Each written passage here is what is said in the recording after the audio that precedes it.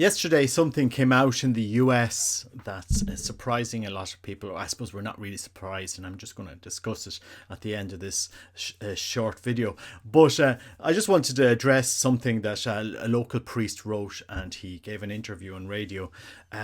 He's written a book called Holding Out for a Hero. Now, what a title! Bonnie Tyler would be proud. Everybody knows that song, so Holding Out for a Hero. And so I just play you this clip of that Father Brendan Hoban gave on radio, and I just thought, I'd give my contribution on this very, very important topic. And I'm delighted to have Brendan with me in studio this morning. Thanks for coming in, Brendan. Thanks, Tommy, for having me. How many is this? It's over 20. I'm not counting anymore, I think. No. Why the desire to write a book about the Pope? Well, I suppose it has changed my life completely. I'm 50 years ordained this year. I was ordained in 73. And it breaks up into two sections, the first 40 years and the last 10 years. That may seem a little bit dramatic, but in fact, the first 40 years really had effectively the two pontificates of John Paul and Benedict. And I went into Maynooth back 57 years ago in 1966, and it was the year after the Second Vatican Council closed. And the Second Vatican Council was opening up the whole church. Everything was going to be different. The Vatican and all, the way the Pope would be, the way the church would be, it would be a people's church. We were reared and educated on all of this. And then we came out into parishes, and we discovered that there wasn't really a new kind of church, that nothing was really that different, and that there was, in effect, over those two pontificates that I mentioned, a kind of restoration of what the old was.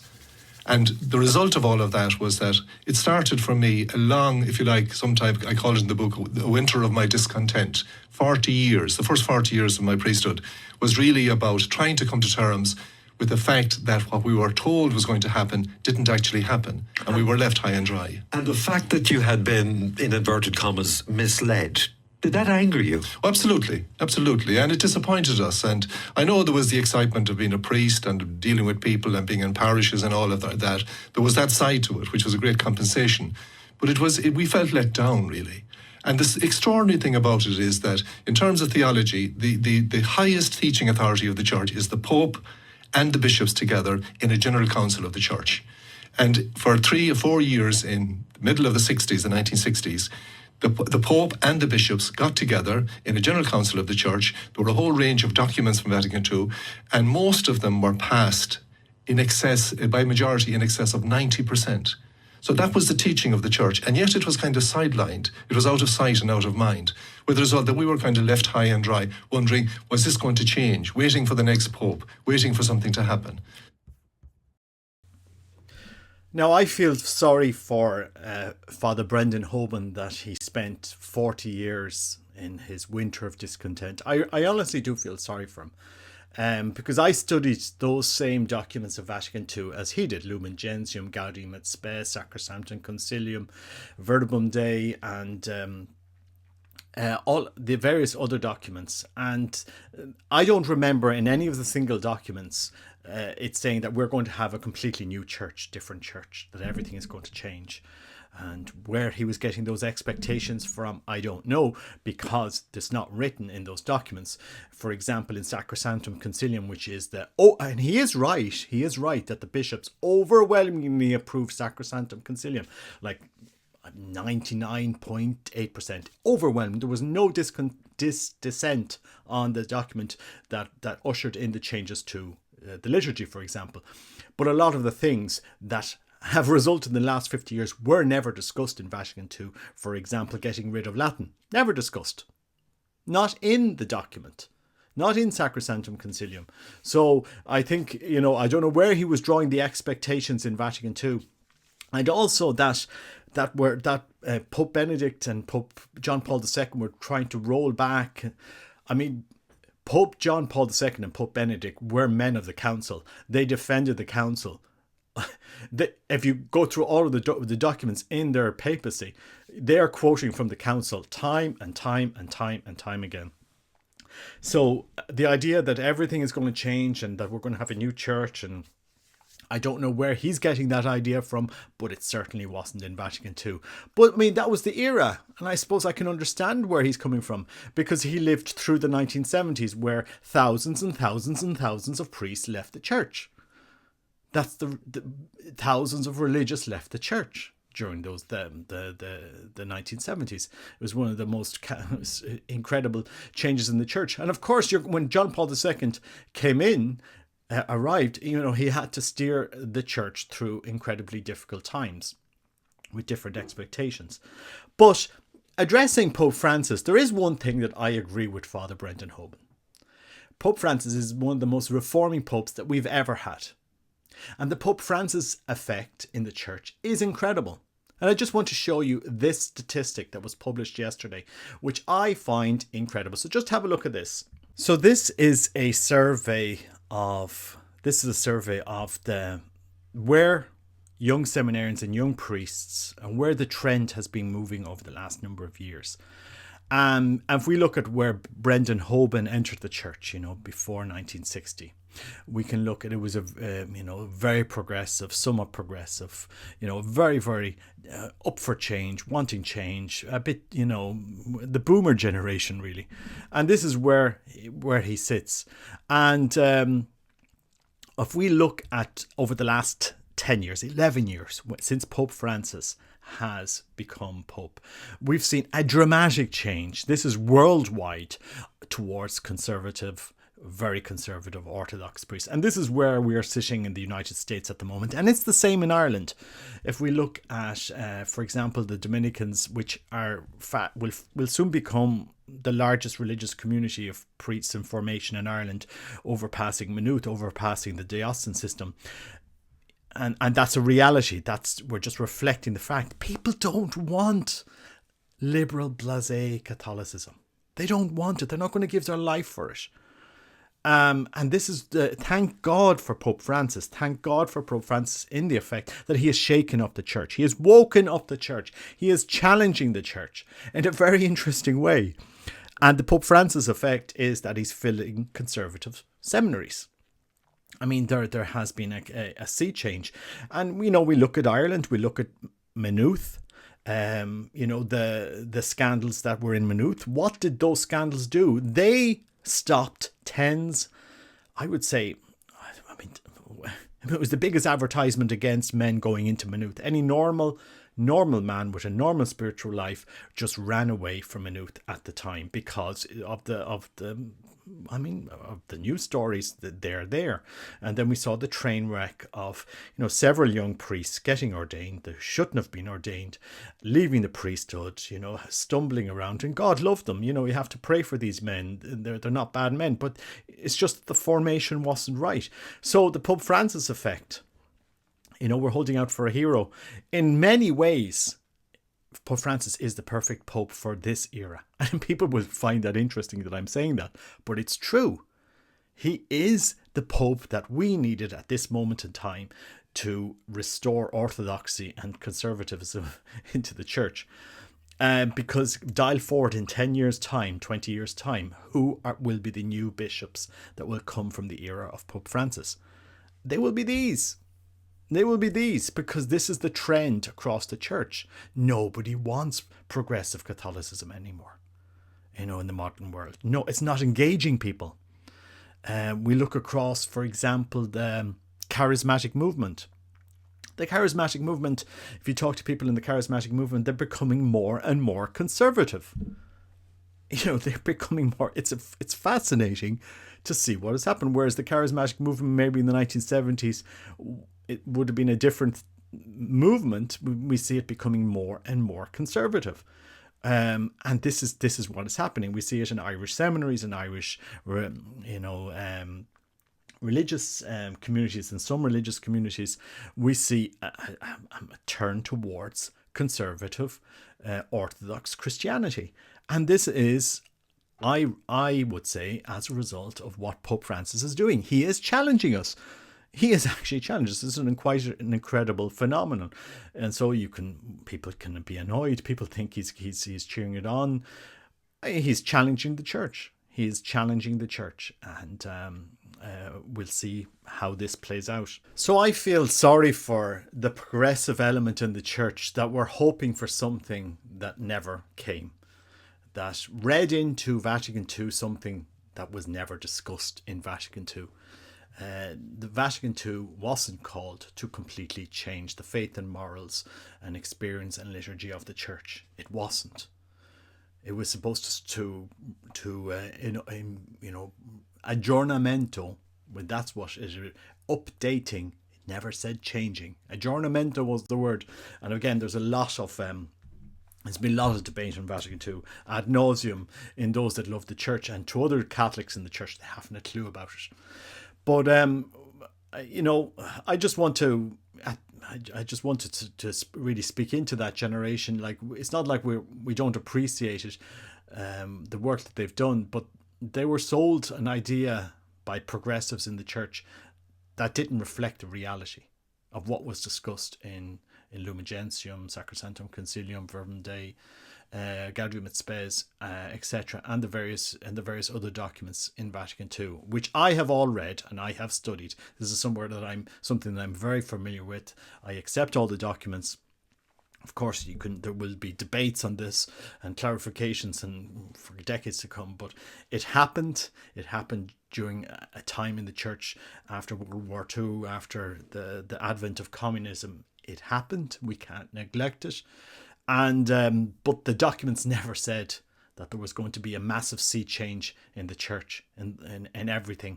And I think those that read into those documents are sadly mistaken. And that's probably one of the confusion. We have liberals interpreting it one way and conservatives interpreting another.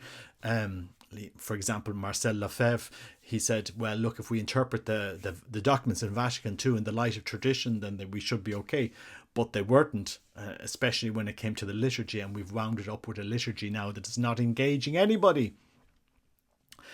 I mean, engaging anybody in the sense that it is not producing the fruits that it should have produced, and no amount of pushing different items into it will engage people unless people understand that the liturgy is an encounter with our living God, the beating heart of Christ in the Eucharist. And that's the core of our faith. That's the core of it. It's not an ideology. We don't believe in an ideology. We believe in God who became flesh, who died for us on a cross, who opened the doors to heaven, the way, the truth, the life, the vine, the good shepherd. It's an encounter with him. And once people realize, okay, it's an encounter with Christ, that's where the faith transforms us. And I sadly think many people didn't have that true encounter with Christ. They were more focused on trying to implement changes that they thought would I don't know what they thought would these changes do. And 50 years later, a lot of people are asking, well, was that change necessary? Was that change necessary? I don't know. We'll see where it goes. And but yeah, some strange thing. I do agree with Father Brendan Hoban. I do think Pope Francis is the hero we've been holding out for. And he's using Bonnie Tyler's song there for the title of his book. I wonder did he get the copyright from that? But anyway, we're holding out for a hero. But the Pope Francis effect on the church may not be what progressives think it's going to be. That's all I'm saying.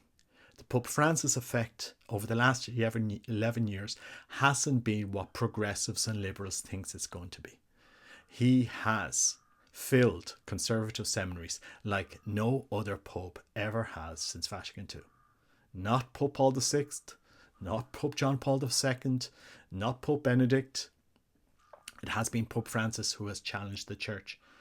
He has literally challenged the church like unlike any pope since Vatican II, and the effect on that is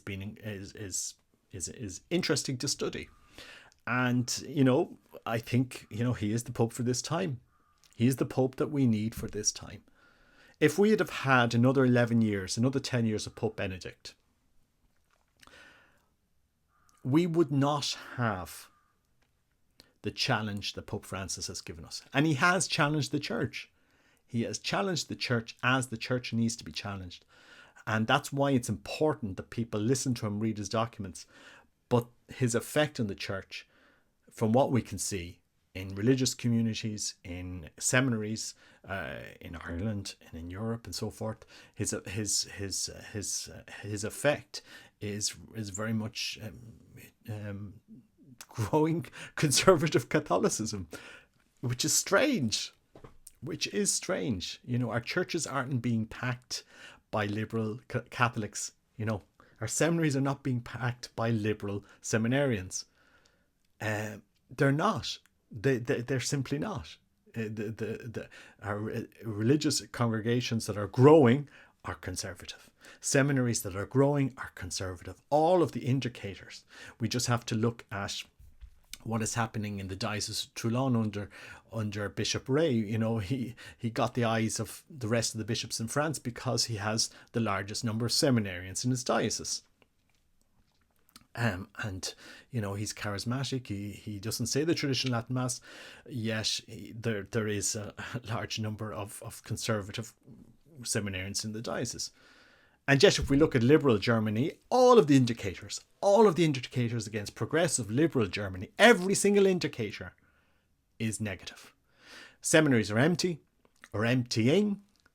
Over 500,000 German Catholics fill in a form to renounce their Catholic membership every year. And no amount of progressive talk is going to bring them to encounter Christ. No matter what they do. So it's fascinating, the Pope Francis effect. Anyway, let me know what you think in the comments below.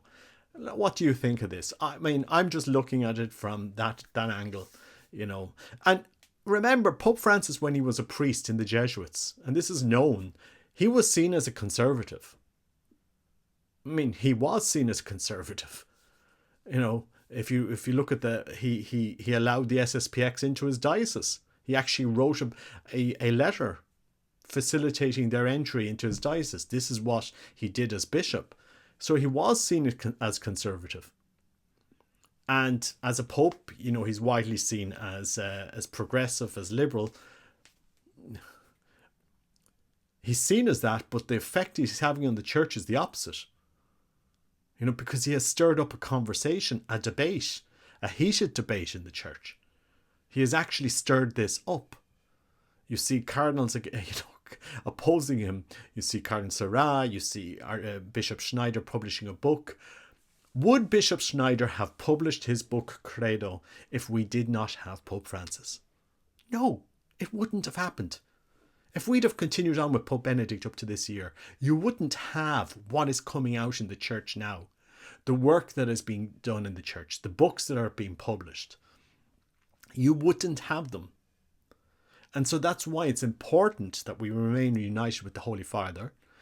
He does challenge us, and that's a simple fact. But the effect, look at the fruits, look at the effect that he's having on the church and the debate that we're having in the church. It's a great time to be Catholic. It really is. It's a great time to be Catholic. And, you know, at the end of the day, our Lord isn't going to abandon the church. So, you know, let's pray for those priests in the 1960s and 70s who lived their priesthood based on the expectation of something that wasn't real. Because the documents of Vatican II never set out to change the church. They set out for an aggiornamento, to bring up to date, but not a change. It doesn't say that. You know, the Mass, supposedly, according to Sacrum Sanctum Concilium, the Mass was supposed to remain the same, with some aggiornamento, so that it would be for increased participation and so forth. You know, and so we've had the implementation with Bugnini afterwards, and you can have a lot of debate on that. But, you know, that's the reality. The Christ is the same yesterday as today. And yeah, I just think it's a fascinating time to be alive. I'd love to see the books that are going to be published in 30 or 40 years. And I want to give encouragement to all the young seminarians, especially in Ireland, the young religious in Ireland. Your day will come. Your day will come. Your day will come when, your day will come. And, it's just take cover during the storm, but your day will come. Your day will come when you will be bishops.